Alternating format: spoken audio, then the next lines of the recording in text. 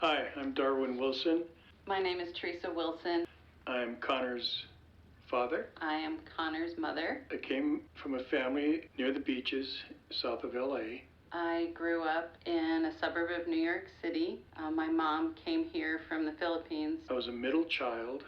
I was the fourth born, 5 boys and 1 girl. My father's parents immigrated from Italy. Growing up in an area like we grew up, maybe having a lower income, we had to fight for a lot of things as kids. Our lives were very focused on the things that brought our parents and grandparents here, and that was opportunity, and the vehicle for that opportunity was education. We basically found our own way out on the streets. Not to say we were ruffians, we were pretty good kids, but we did have to find our own way. I didn't go to Catholic school until I was in high school, but then went on to the Jesuit University. When I was a young teenager, back in the early mid-60s, I became pretty involved in what was then called the hippie movement. I think some other things that defined my childhood were church and food and family.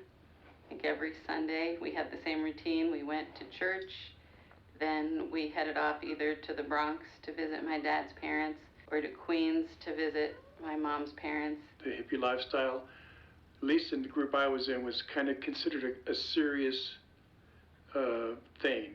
We were at that point in our lives trying to discover things, whether it was through drugs, through Eastern religions. If we went to my dad's parents, there was a big bowl of marinara sauce on the kitchen table with some fresh Italian bread that my grandpa picked up on his way home. If we went to my mom's parents, there'd be kibbeh and tabbouleh and stuffed grape leaves. Both families centered around that big Sunday meal. Made trips up to Haight-Ashbury. My brother and I, in fact, we were 15 and 16, 2 summers in a row. We hitchhiked up there on our own, one time for a month and one time for 3 months when we lived in a commune in Oregon. None of my grandparents were educated, but all of their children and grandchildren got college degrees. I even read the Bible, read a lot of things trying to discover what life was all about. My mother was a special educator, and my father, a social worker in New York City. I ended up in education, my sister in healthcare. And then when I was 17, almost 18 years old, I got involved in what was then called the Jesus movement.